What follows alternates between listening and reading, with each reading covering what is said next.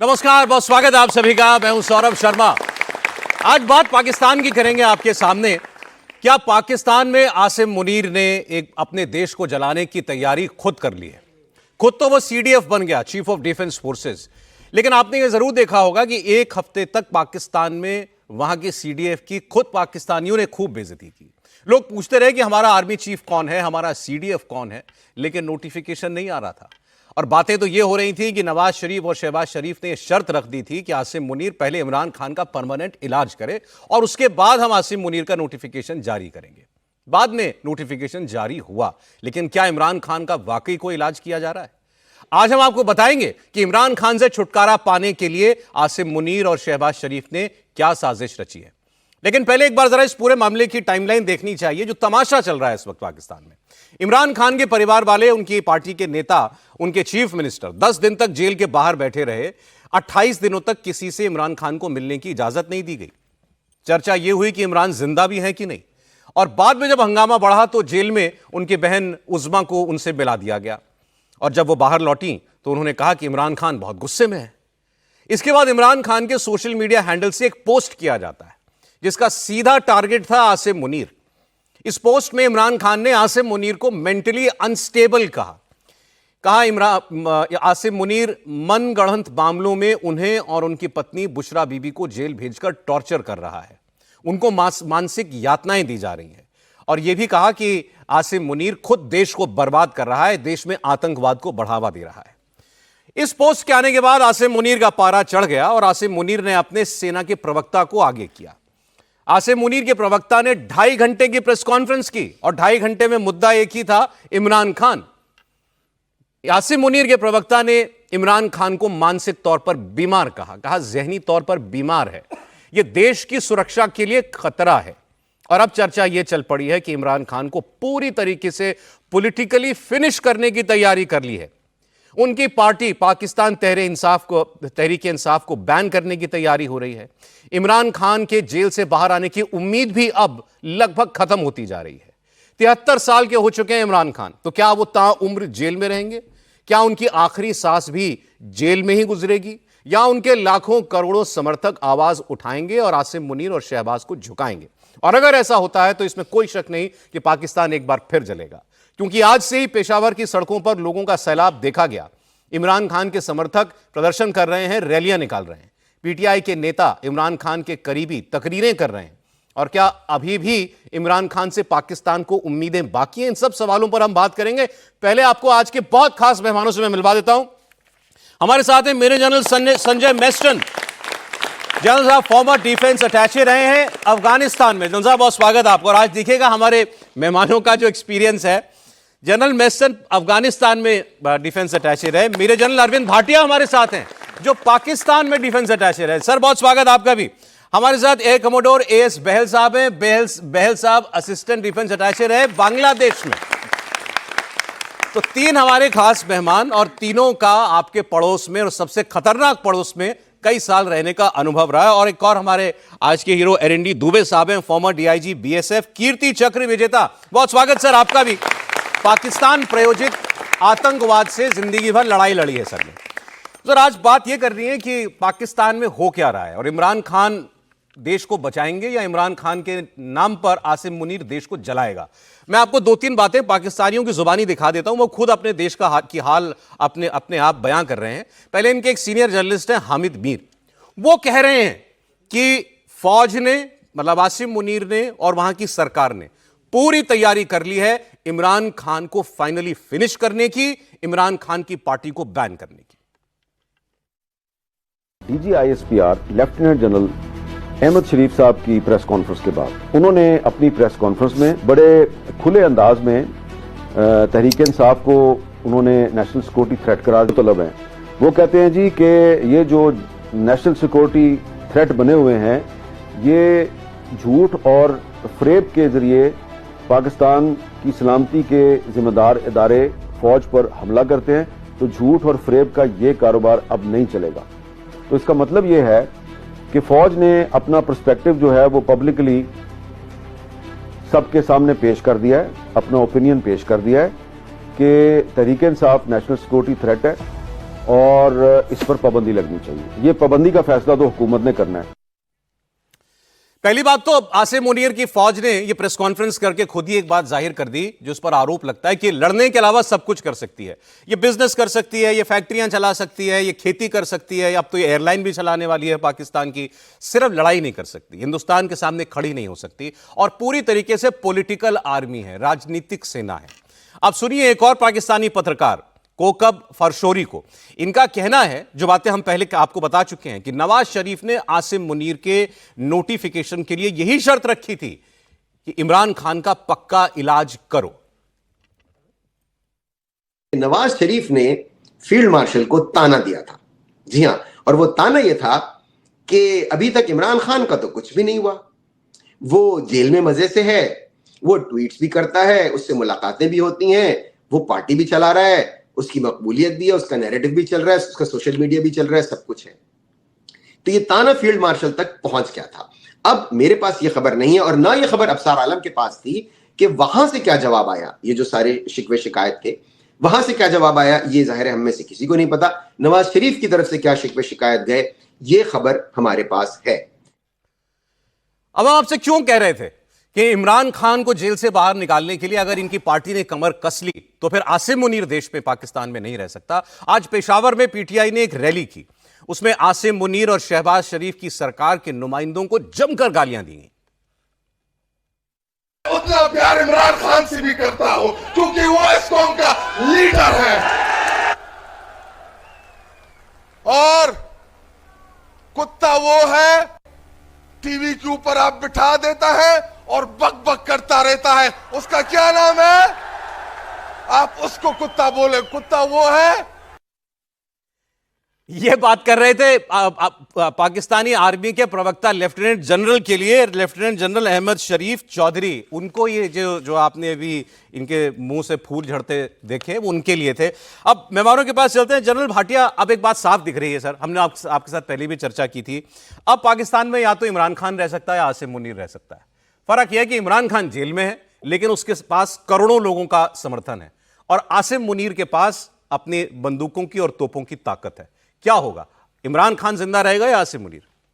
पहली बात तो मैंने आपको पहले भी बताया, इमरान खान अब बाहर नहीं आ सकता। अच्छा, उसकी मौत जेल में ही निश्चित है, चाहे वो स्लो पॉइजनिंग से हो, चाहे वो ड्रग्स से हो, चाहे वो मेंटल हैरेसमेंट से हो, चाहे कैसे भी हो। वो जब तक कॉम्प्रोमाइज़ नहीं करता फौज के साथ और वो ये नहीं मानता कि मेरे को किसी बाहर देश में भेज दिया जाए, वो बाहर नहीं आएगा। आसिम मुनीर के पास जब तक पावर है, उसके पास पावर तब तक है जब तक उसके पास वर्दी है, और वर्दी उसके पास अब आजीवन है। तो ये भी बहुत साफ बात है कि ना तो आसिम मुनीर वर्दी को छोड़ेगा, ना वो पावर को छोड़ेगा, और ना वो इमरान खान को छोड़ेगा। लेकिन एक बहुत बड़ी कंफ्यूजन जो आसिम मुनीर के जहन में अभी है कि क्या वो बिजनेसमैन है, क्या वो पॉलिटिशियन है, क्या वो डिप्लोमैट है, क्या वो दलाल है जो मिडिल मैन, कि मैं रेयर अर्थ दे दूंगा, मैं ये हथियार उनसे ले लूंगा, उनको दे दूंगा, या वो वर्दी के रूप में जो दहशतगर्द है उनका सरगना है। तो ये बहुत बड़ी कंफ्यूजन है। और पहले तो वो फौज का जनरल था, अब उसको सीडीएफ की उपाधि भी दे दी है। तो बहुत कंफ्यूज्ड किस्म का ये आदमी है, जो कि बताया जाता है कि मरियम नवाज के बंकर में छुपा हुआ था ऑप सिंदूर के टाइम पे। तो एक जो जनरल जिसको अपनी आइडेंटिटी पे अभी शक हो रहा है, वो एक अनस्टेबल पाकिस्तान का हेड है और उसके पास सब पूरी ताकत है। और 2030 तक तो अब वो खैर है ही सीडीएफ। वो 2030 तक नहीं है, वो तब तक है जब तक कोई एक और, जैसे पेटी, जो आमों की पेटी एक C-130 जहाज में उड़ी थी और हमारे ज़ियाउल हक साहब गए थे, जब तक ऐसा कोई हादसा नहीं होता, या उसको कोई और, जैसे बेनज़ीर भुट्टो उड़ी थी, या जब मुशर्रफ साहब जब कोर्ट जा रहे थे तो वो एक बॉम्ब उड़ा था, लेकिन वो उसमें कुकर में डाल के वो उनको नहीं मौत हुई। लेकिन ये जब तक है जिंदा, ये पावर में रहेगा, और जब तक ये जिंदा है तो इमरान खान जेल में रहेगा। आसिम मुनीर आज जब तक जिंदा है वो ताकत में रहेगा, और इमरान खान का पूरा जीवन जेल में कटेगा, ये आप कह रहे हैं। इसमें कोई डाउट नहीं। अब तो जो सर अभी खबर हम दिखा रहे थे महसिन साहब की, पूरी तैयारी हो गई है वहां पे पॉलिटिकली इमरान खान को खत्म करने की। इसके 2-3 कदम है। एक चर्चा पहले ये उड़ी थी कि एक राज्य में खैबर पख्तूनख्वा में इमरान खान की पार्टी की सरकार बची है, उसी के चीफ मिनिस्टर को कुत्ता कहा था DGISPR ने। तो पहले तो वो सरकार बर्खास्त करके वहां पर गवर्नर राज लगाया जाएगा, उसके बाद इमरान खान की पार्टी को बैन किया जाएगा, इमरान खान के उसकी पार्टी की कोई पॉलिटिकल एक्टिविटी नहीं होने दी जाएगी, उसके समर्थकों के प्रदर्शनों पर पूरी तरह पाबंदी होगी और इमरान खान से जेल में मिलने पर भी पूरी तरीके से बैन होगा। मतलब इमरान खान को पाकिस्तान की जनता की नजरों से बिल्कुल ओझल कर दिया जाए तब तक कि जब तक उसको लोग भूल ना जाएं। लेकिन क्या ये इतनी खामोशी से इमरान खान के समर्थक सह लेंगे? आपने बड़ा अच्छा सवाल उठाया है और जैसे जनरल इन्होंने भी बताया है, भाटिया ने, मैं कुछ चीज़ें बोलना चाहूँगा। नंबर 1, आसिम मुनीर जो इन्होंने भी बोला है कौन? सब यही पूछ रहे हैं क्या वो बिजनेसमैन है, पॉलिटिशियन है क्या? ये वो है जो भारत में जब अंग्रेज़ का शासन था, ये अंग्रेज़ जो इंडिया में इंडिपेंडेंस नहीं देना चाहते थे, वो क्यों नहीं देना चाहते थे? उनको भारत में पावर का लस्ट था।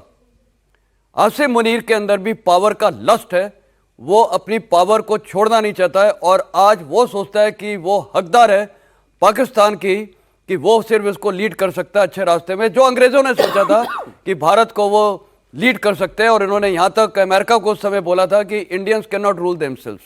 तो this is what is Asim Munir, lust for power. Number 2, आपने इसका नाम लिया जनरल चौधरी का। ये है कौन? हर सेना में एक ISPR जैसे भारतीय सेना में भी है, उसको हम ISPR नहीं बोलते हैं, ADG-PI बोलते हैं। ये सिलेक्टेड ऑफिसर्स होते हैं, खासकर जिनका बहुत अच्छा कमांड एक्सपीरियंस है।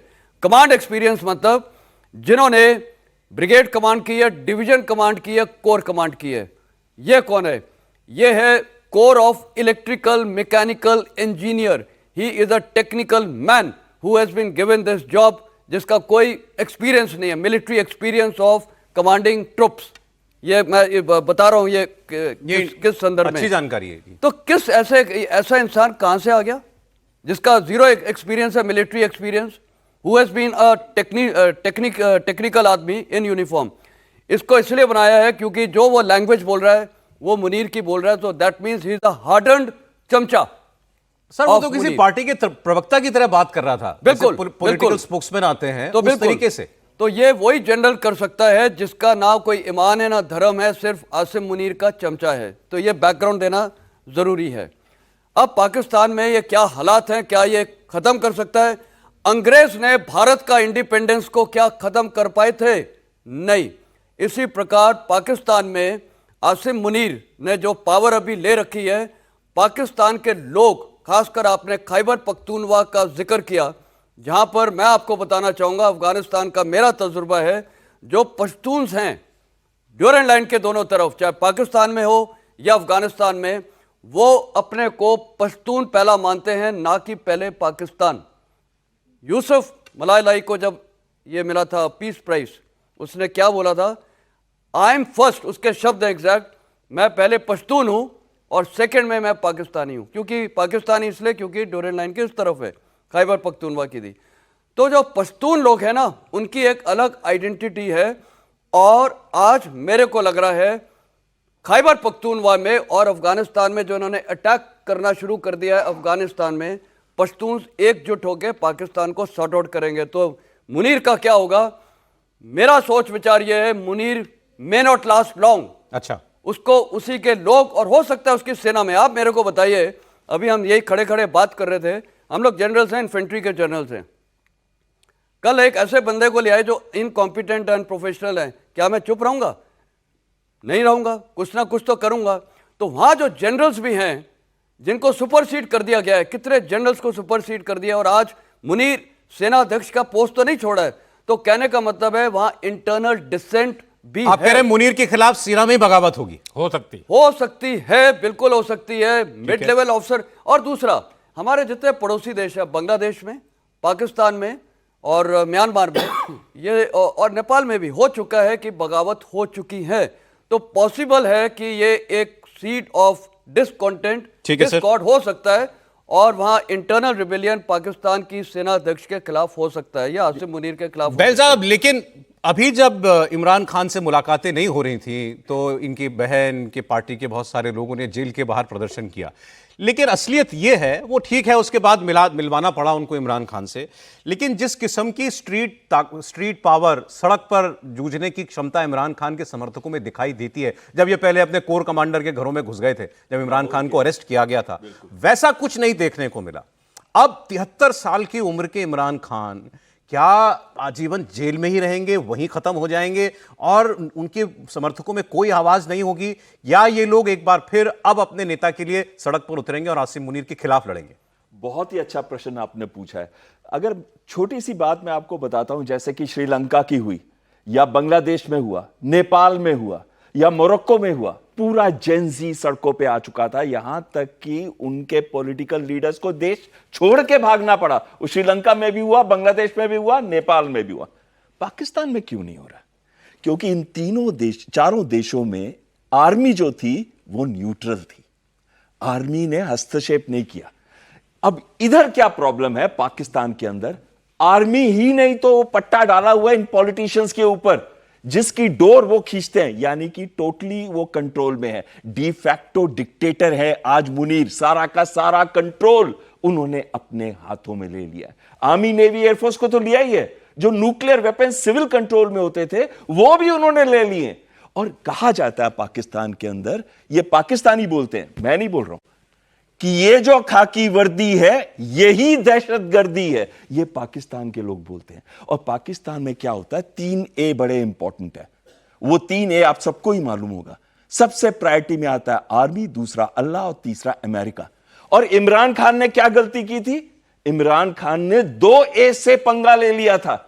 हालांकि जनरल जो बाजवा थे इनसे पहले, उसको 3 साल का एक्सटेंशन उन्होंने ही दिया था। और यह गलती हर पॉलिटिशियन करता है पाकिस्तान के अंदर, यह सोच के कि अगर मैं एक्सटेंशन दे दूंगा आर्मी चीफ का तो मेरी साइड हो जाएगा। ऐसा कभी नहीं हुआ। जब जनरल जियाउल हक को भी बनाया गया था तो उन्होंने भुट्टो को अगले साल ही निकाल दिया था और मार्शल लॉ कर दिया, और उसके बाद 2 साल में उसको फांसी भी लगवा दी थी।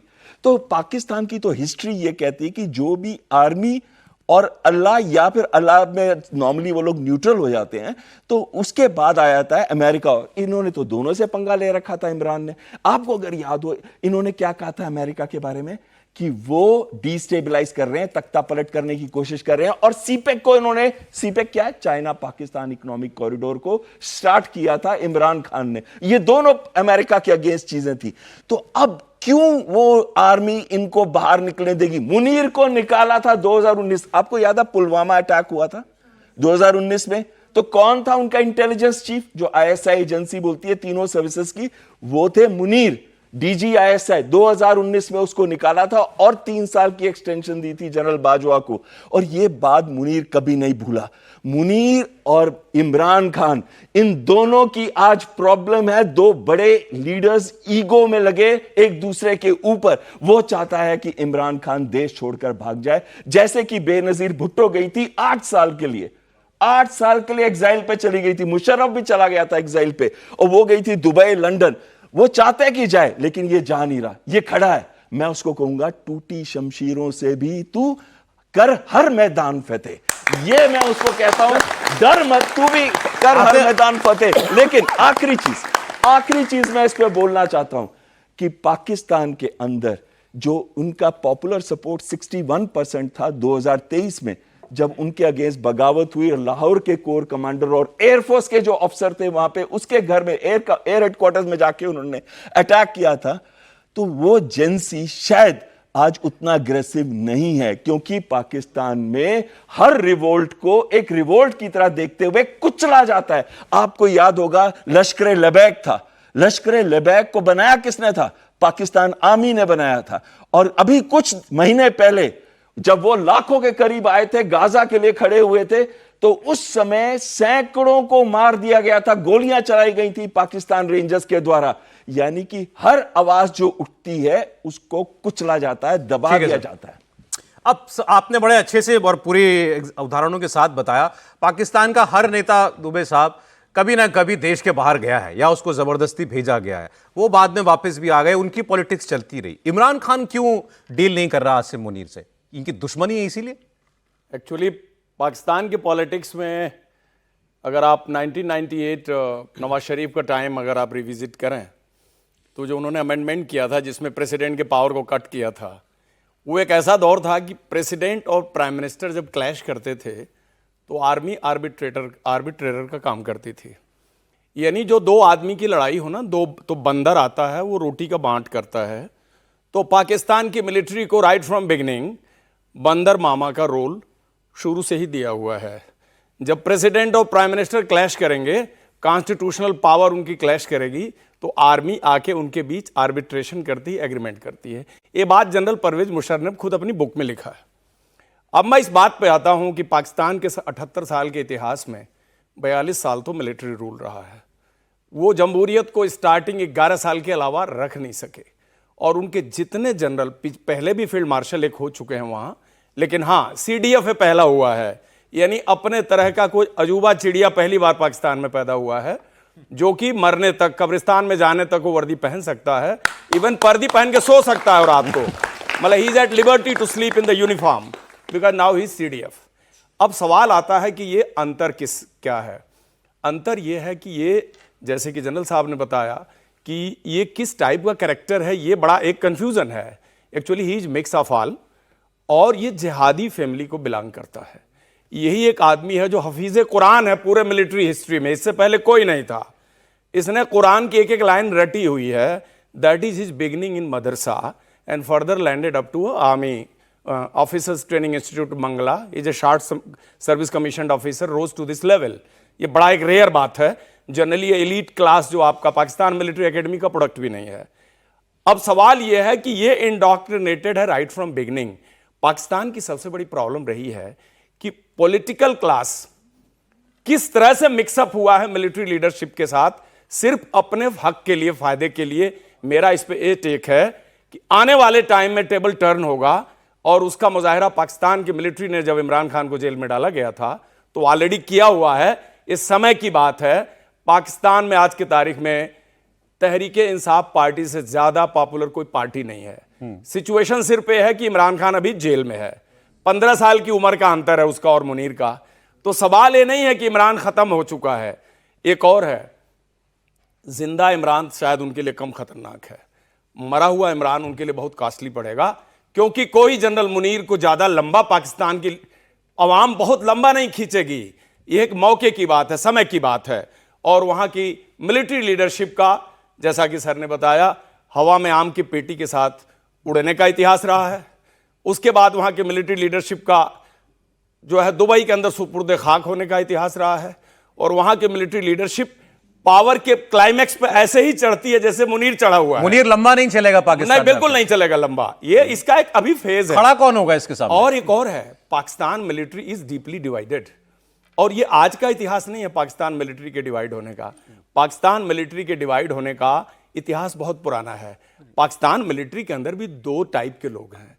जितना आपको बाहर से दिख रहा वैसा नहीं है सर। तीन ही संभावना है ना, या तो आसिम मुनीर के खिलाफ पाकिस्तान की जनता खड़ी हो जी, या वहां की और जो पार्टियां हैं वो खड़ी हो जाएं, या सेना की, जैसा आपने कहा सेना डिवाइडेड है, सेना के लोग खड़े हो जाएं। ये पब्लिक एजिटेशन होगा। अब ये क्या है, मुनीर फंसा हुआ है। फाइनली वो डिस्पोजल क्या करे इमरान का? इमरान को सीधे जाके जेल में तो मार नहीं सकता। इमरान को सड़क पे लाएगा तो वो वह कहरे जंजाल आएगा जिसको मुनीर संभाल नहीं सकता। तो फाइनली वो करे क्या? तो कब्र एक ही है, गिरने वाले दो लाइन में खड़े हैं। अगर उसमें इमरान कब्र में चला गया तो मुनीर बच जाएगा, और मुनीर चला गया तो इमरान बच जाएगा। अरे सर, ये तो सच्चाई है। इमरान खान से एक डर एक और भी है आसिम मुनीर को, कि वो जो आप अफगानिस्तान में आप रह भी आप पश्तूनों की बात कर रहे थे, ये जो TTP वाले हैं, तालिबान वाले, जो रोजाना वहां पाकिस्तान के फौजियों को मारते हैं, सुसाइड बॉम्बिंग करते हैं, इमरान खान की TTP से भी कभी खराब रिश्ते नहीं रहे। वो तो बल्कि इमरान खान को पसंद करते हैं, और लार्जली पश्तूनों में इमरान खान एक लीडर है।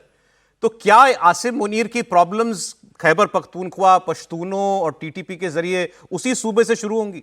पाकिस्तान सर, जनरल मिनिस्टर, आपने बिल्कुल ठीक बोला है। देखिए, साफ जाहिर है कि जो मैंने पहले भी बोला था, जो खैबर पख्तूनवा है और खासकर अफगान तालिबान तो है ही, जिनके ये सो कॉल स्ट्रेटेजिक डेप्थ थी पहले, अभी उल्टा ही हो गया है।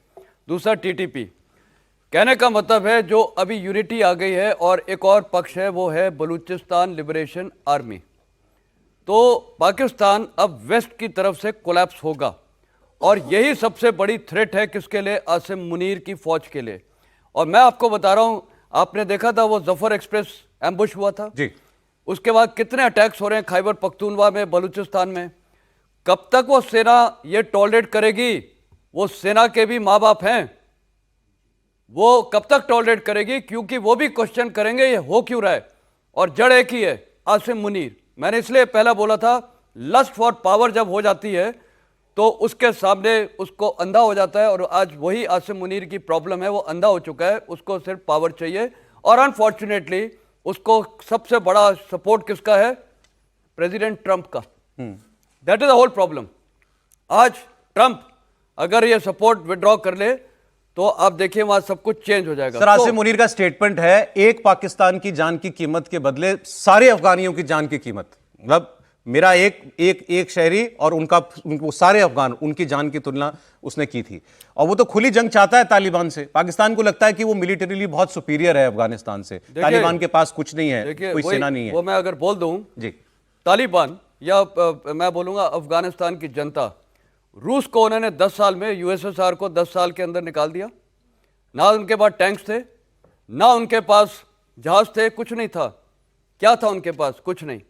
आप उसके बाद देखिए अमेरिकन फोर्सेस, जब मैं अफगानिस्तान में था 2011 से 14, उस समय अमेरिकन फोर्सेस थे, 52 कंट्रीज थे अमेरिका के साथ। 20 साल के बाद अमेरिका को भी छोड़ना पड़ा। क्या तालिबान के पास कुछ थे हथियार? कुछ नहीं था। सिर्फ उनके पास AK-47 और आईडीज थी, सुसाइड बॉम्बर थे। यही उनकी स्ट्रेंथ है। पाकिस्तान सेना के पास चाहे कितने यूएवीज हो, चाहे कितनी इनके पास एयरफोर्स हो, जिस दिन अफगान, और मैंने फाइटिंग पोटेंशियल देखी है, अफगान तालिबान जब लड़ता है या अफगान जब लड़ता है, पहली बात अफगान डिवाइडेड नहीं है। कई लोग सोचते हैं वो तजिक्स, पश्तून, हजारास और पश्तून में डिवाइडेड है, नहीं, वो एक है। वो पाकिस्तान के साथ सबसे ज्यादा नफरत करते हैं। और इसलिए मैं बार बार बोलता हूं, आज समय है भारत और अफगानिस्तान मिलके, ये पाकिस्तान जो एक आर्टिफिशियली क्रिएटेड देश है हमारे अंडर से, वो हमारा हिस्सा था, इस देश को वापस हम अपना जोड़ सकते हैं, वापस पाकिस्तान को, इसको खत्म करने का जिम्मेदारी मेरे ख्याल हमारी है। आज इंडिया के लिए विन विन सिचुएशन है। अफगान तालिबान वेस्ट से अटैक करने के लिए तैयार है, बलूचिस्तान लिबरेशन आर्मी वेस्ट से अटैक करने के लिए तैयार है। भारत को हर सब कुछ करना चाहिए जो पॉसिबल है करने के लिए। और आज ये आसिम मुनीर को खत्म करने की जिम्मेदारी मेरे ख्याल भारत की होनी चाहिए, अफगान तालिबान के साथ मिलकर। और दूसरा, जब पाकिस्तान आर्मी नहीं फेस कर पाएगी इतनी सारे सो कॉल्ड दुश्मन, एक दो दुश्मन तो वही हैं, एक भारत दुश्मन है, कब तक वो चलेगा? नेचुरल है जब अपना एक लीडर जब गलत रास्ते पे अपने देश को ले जा रहा है, और ट्रेलर हो चुका है इस पाकिस्तान सेना के अंदर। जब कोर कमांडर का घर जलाया गया था, वो भारतीय सेना ने नहीं जलाया था, वो किसने जलाया था? वहां की आवाम में। और मैं बोलूंगा, देखिए पावर ऑफ गन कब तक किसको सप्रेस कर सकती है। मैंने इसलिए ब्रिटिश राज का भी आपको बोला था, ब्रिटिश ने भारत को बहुत दबाया, क्या क्या जलियांवाला बाग और क्या क्या मसाकर किया। उसके बाद भी जो एक हमारी लहर थी, तो हर बार barrel of the gun is not successful, एक दिन वहां की आवाम उसको ठीक करेगी। जनरल भाटिया, अब सवाल ये, क्योंकि हम लोग इमेजिन नहीं कर सकते, हम एक ट्रू डेमोक्रेसी हैं कि हमारी सेना को हमने हमेशा एक प्रोफेशनल कंडक्ट करते हुए देखा है। पाकिस्तान के लोग वहां के जब ऐसे जनरल आते हैं और खुद तानाशाह बन जाते हैं, खुद सारी सत्ता हाथ में ले लेते हैं, आपने बड़ा बताया है कि 4 दशक से ज्यादा सीधा आर्मी ने रूल किया है, ये जनता इनके बारे में पाकिस्तान की सोचती क्या है? तब भी इन पर विश्वास करती है? पहली बात तो ये मैं बताना चाहता हूं कि ये इमरान खान 22वें प्राइम मिनिस्टर थे। अभी 23-24 एक बीच में टेम्परेरी आए थे, फिर शहबाज शरीफ 24 में हो गए हैं। 22 के 22 में किसी ने अपना टेन्योर पूरा नहीं किया। ये शायद पहला कर लेंगे क्योंकि आसिम मुनीर का इनके ऊपर जो दया दृष्टि है।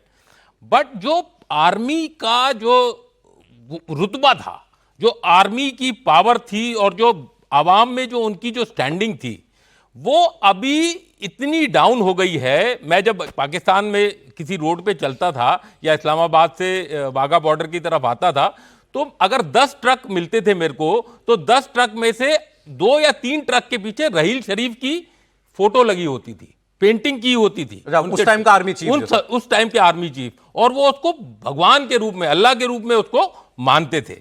और यहां पर अब ये हाल है, आपने देखा होगा, आपके 2-3 दिन पहले मैं आप ही का एक प्रोग्राम देख रहा था जिसमें कि लेडीज उसके पोस्टर को जूता मार रही हैं, पत्थर मार रही हैं, गाली दे रही हैं। तो जो आवाम है वो इंडिया, जो पाकिस्तान आर्मी है उसके अगेंस्ट हो गई है। दूसरी बात क्या है, ये जर्नल्स का एक कबाल है, और मुनीर के पास 3 इंपॉर्टेंट कोर कमांडर्स होने चाहिए, और 111 ब्रिगेड जो कि रावलपिंडी में है, जो कि कू ब्रिगेड जिसको कहते हैं, क्योंकि कुछ भी करना होता है तो वो 111 ब्रिगेड के ट्रुप्स को डिप्लॉय करते हैं।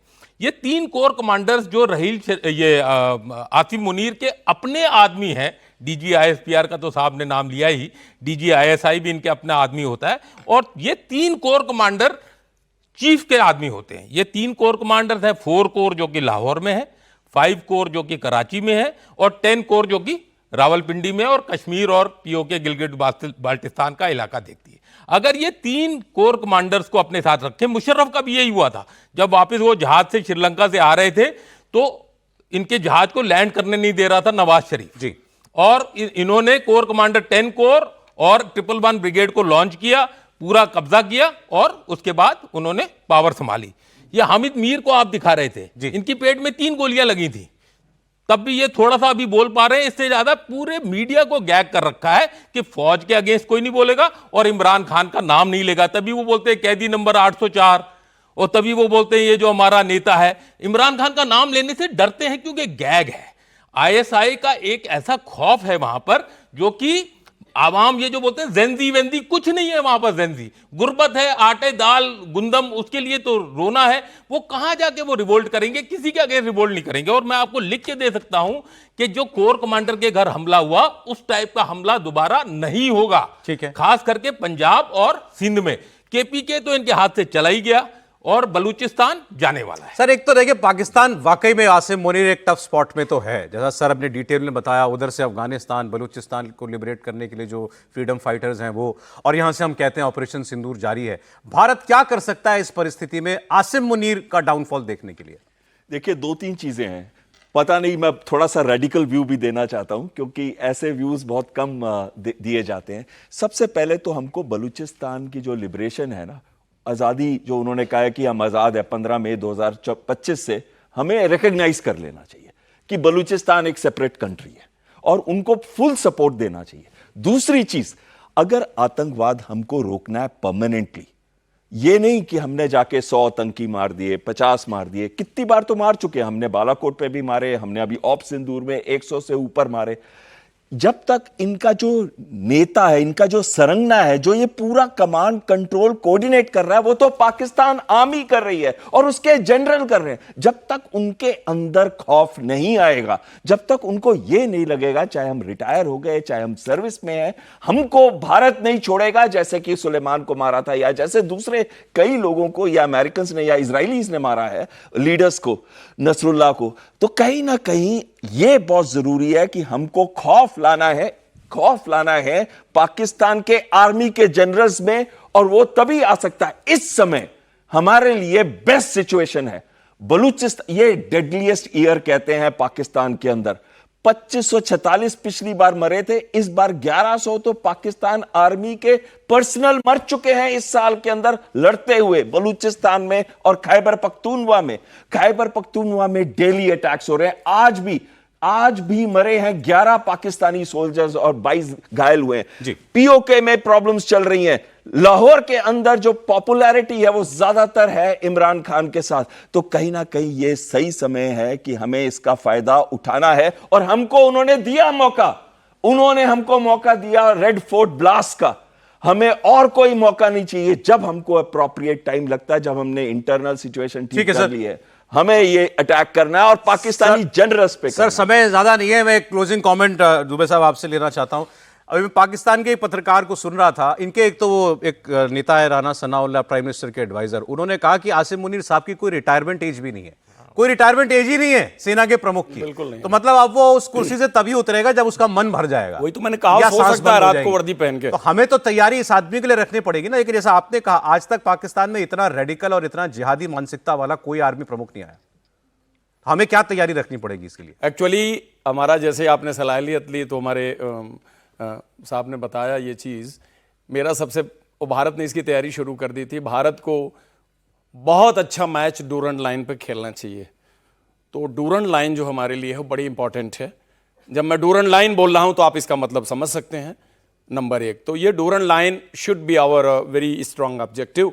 दूसरा, ये फील्ड मार्शल खुद को प्रूव करने के लिए दोबारा मौका देगा। इसलिए देगा कि इसको अपनी पोजीशन को सॉलिडिफाई करने के लिए अगेंस्ट इंडिया एक्शन करना ही करना है। किस तरह करेगा, कब करेगा, that we don't know, time बताएगा। तो भारत का ऑपरेशन सिंदूर ऑन है और भारत को अपनी प्रिपेयर्डनेस तैयार करनी है। Bharat can go for a repeat. ठीक, रिपीट जाना पड़ सकता है। साफ साफ कह दिया कि ये आसिम मुनीर खुद मौका देगा और हमें इसका इलाज करने की बस तैयारी रखनी है। वो प्रूव कहां करेगा, भारत के खिलाफ ही तो मौका देगा। और सर समय इतना ही था, लेकिन पाकिस्तान में जो कुछ हो रहा है इस वक्त वो बहुत खतरनाक है। पाकिस्तान में कभी भी कुछ भी हो सकता है। पाकिस्तान ने बहुत उथल पुथल देखी है अपने 78 साल के इतिहास में जब से वो पैदा हुआ है, लेकिन शायद इतने खतरनाक हालात में वो कभी नहीं रहा। हमारी भी नजर रहेगी। जनरल साहब बहुत शुक्रिया, general mason, general Bhatia, commodore S बैल, यही दुबे साहब, आपका बहुत शुक्रिया आपका प्रोग्राम में जुड़ने के लिए।